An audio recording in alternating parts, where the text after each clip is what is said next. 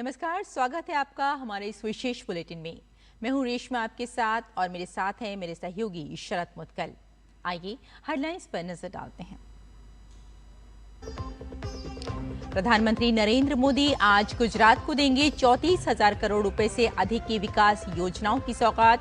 भावनगर में समुद्र से समृद्धि कार्यक्रम में भी होंगे शामिल।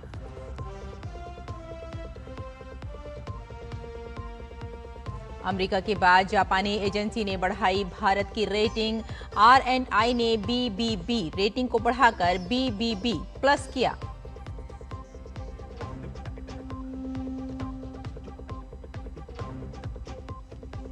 ईरान को लेकर विदेश मंत्रालय ने जारी की एडवाइजरी। भारतीयों को रोजगार के झांसे से बचने के लिए किया सचेत।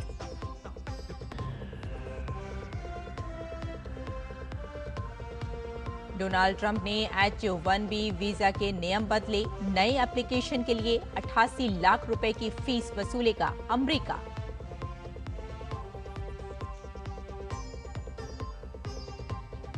एशिया कप क्रिकेट में भारत ने लगाई जीत की हैट्रिक। ओमान को दी 21 रन से शिकस्त। अब सुपर 4 में पाकिस्तान से कल होगी भिड़ंत।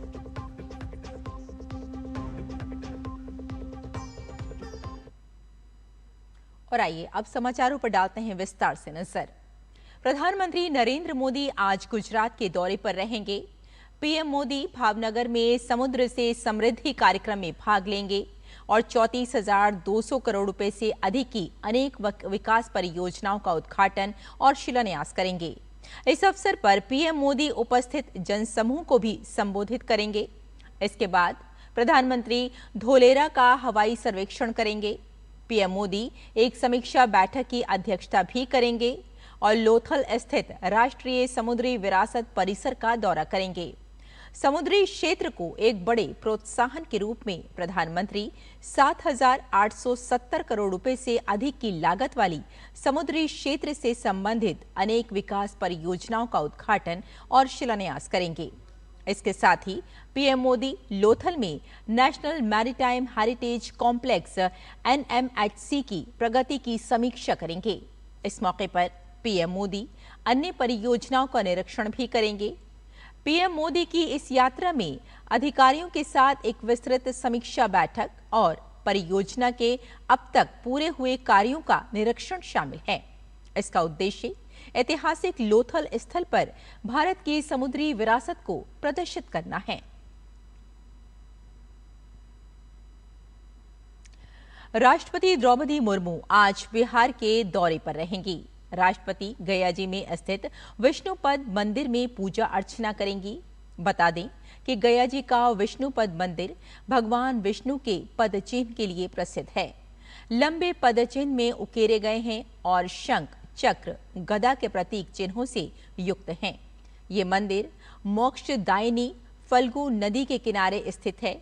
ऐसी मान्यता है कि पितरों के पिंडदान करने के बाद भगवान विष्णु के चरणों के दर्शन से पूर्वजों को मोक्ष मिलने की मान्यता है।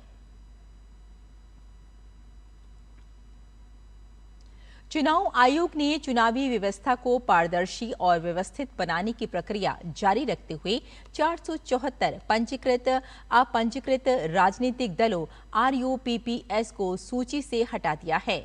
इसके साथ ही 359 अन्य दलों को नोटिस जारी कर कार्रवाई शुरू की गई है।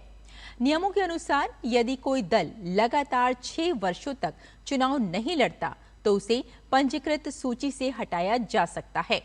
अगस्त 2025 में पहले चरण में 334 दल हटाए गए थे, जबकि सितंबर में दूसरे चरण में 474 दलों को बाहर किया गया। इस तरह 2 महीनों में कुल 808 दल सूची से बाहर हो चुके हैं। इसके अलावा जिन 359 दलों ने पिछले 3 वर्षों से ऑडिटेड अकाउंट्स और चुनावी खर्च की रिपोर्ट जमा नहीं की है, उन्हें नोटिस देकर जवाब मांगा गया है। आयोग ने कहा है कि अंतिम निर्णय राज्यों और केंद्र शासित प्रदेशों के मुख्य निर्वाचन अधिकारियों की रिपोर्ट के आधार पर लिया जाएगा। जम्मू कश्मीर के किश्तवाड़ में कल रात 8 बजे के करीब भारतीय सेना के जवानों की आतंकियों के साथ मुठभेड़ हो गई। भारतीय सेना ने बताया, किश्तवाड़ जिले में अचानक से आतंकियों ने गोलीबारी कर दी, जिस पर सेना के जवानों ने जवाबी कार्रवाई करते हुए फायरिंग की। सेना की व्हाइट नाइट कोर ने सोशल मीडिया प्लेटफॉर्म एक्स पर पोस्ट कर इसके बारे में जानकारी दी। भारत के लिए आर्थिक मोर्चे पर अच्छी खबर आई है। भारत की आर्थिक ताकत और स्थिरता को अंतर्राष्ट्रीय स्तर पर फिर मान्यता मिली है। भारत की सॉवरिंग रेटिंग बढ़ाकर BBB+ हो गई है। इस अपग्रेड से आर्थिक क्षेत्र में भारत की वैश्विक साख और मजबूत हुई है। जापान की rating and investment information inc R&I ने भारत की दीर्घकालिक सॉवरिंग रेटिंग को BBB से बढ़ाकर BBB+ कर दिया है। BBB+ रेटिंग भारत की आर्थिक स्थिरता का स्पष्ट संकेत है। केंद्र सरकार ने रेटिंग एजेंसी के इस निर्णय का स्वागत किया है, जिसमें भारत की दीर्घकालिक सॉवरिंग रेटिंग को BBB से बढ़ाकर BBB+ कर दिया है और आर्थिक आउटलुक को स्थिर रखा है। भारत की सॉवरिंग रेटिंग BBB+ होने से देश की अर्थव्यवस्था को वैश्विक स्तर पर नई ऊंचाई मिली है। ये सरकार की नीतियों, मजबूती और लंबे समय की आर्थिक ग्रोथ के लिए बड़ा सकारात्मक संकेत है। भारत के लिए सॉवरिंग रेटिंग बढ़ाना सरकार की नीतियों और आर्थिक सुधारों के लिए मजबूत समर्थन है। ये अपग्रेड भारत को साल 2025 में तीसरी बार मिला है। इससे पहले S&P और मॉर्निंगस्टार DBRS ने भी भारत की रेटिंग बढ़ाई थी। ये मौजूदा वैश्विक अनिश्चितताओं के बीच भारत की मध्यम अवधि की विकास संभावनाओं पर वैश्विक विश्वास को भी रेखांकित करती है। विदेश मंत्रालय ने भारतीय नागरिकों को ईरान यात्रा को लेकर सतर्क रहने की सलाह दी है।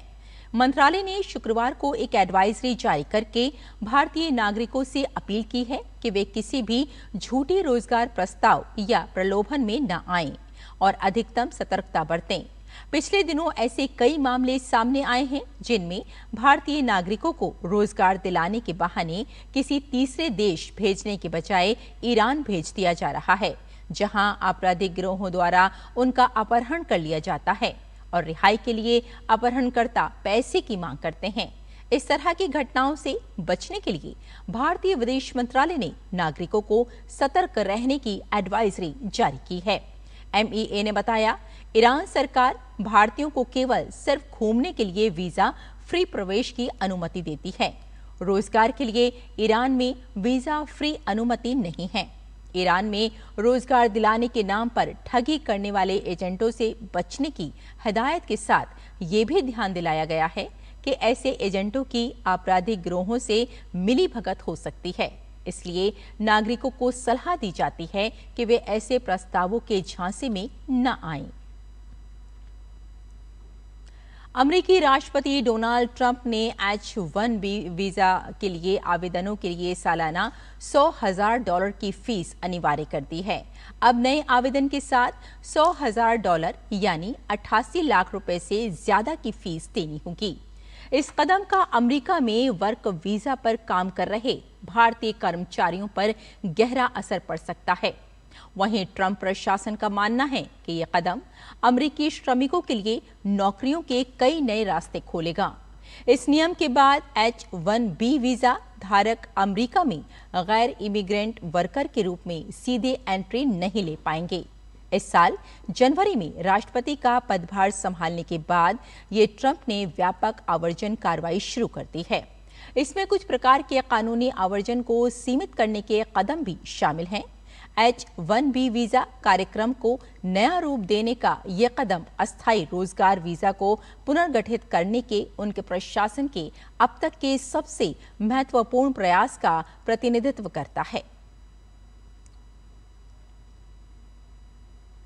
संयुक्त राष्ट्र सुरक्षा परिषद में पाकिस्तान और चीन को बड़ा झटका लगा है। संयुक्त राष्ट्र सुरक्षा परिषद में बलूचिस्तान लिबरेशन आर्मी यानी BLA को आतंकी संगठन घोषित करने की पाकिस्तान और चीन की कोशिश नाकाम रही है। अमेरिका, ब्रिटेन और फ्रांस ने चीन पाकिस्तान के संयुक्त प्रस्ताव पर तकनीकी रोक लगा दी है। क्योंकि उनके मुताबिक BLA और उससे जुड़ी मजीद ब्रिगेड के अलकायदा या ISIS से संबंध साबित करने के पर्याप्त सबूत मौजूद नहीं थे। पाकिस्तान और चीन ने संयुक्त राष्ट्र सुरक्षा परिषद यानी UNSC को 1267 प्रतिबंध समिति के समक्ष बलूचिस्तान लिबरेशन आर्मी और उसकी आत्मघाती शाखा मजीद ब्रिगेड को आतंकी संगठन घोषित करने की संयुक्त मांग की थी। और भारत ने एशिया कप 2025 के अपने आखिरी लीग मुकाबले में ओमान को 21 रन से हरा दिया। टॉस जीतकर पहले बल्लेबाजी करते हुए भारत ने 188 रन बनाए और ओमान को जीत के लिए 189 रनों का लक्ष्य दिया। ओमान की शुरुआत अच्छी रही और उसके बल्लेबाजों ने कमाल का प्रदर्शन किया, लेकिन टीम 4 विकेट पर 167 रन बना सकी और इस तरह भारत ने मैच 21 रन से जीत लिया। अब सुपर 4 में रविवार को भारत का मुकाबला चिर प्रतिद्वंदी पाकिस्तान से होगा। तो हमारे इस विशेष बुलेटिन में फिलहाल इतना ही। मुझे और मेरे सहयोगी शरद मुदगल को यहीं अनुमति दें। नमस्कार।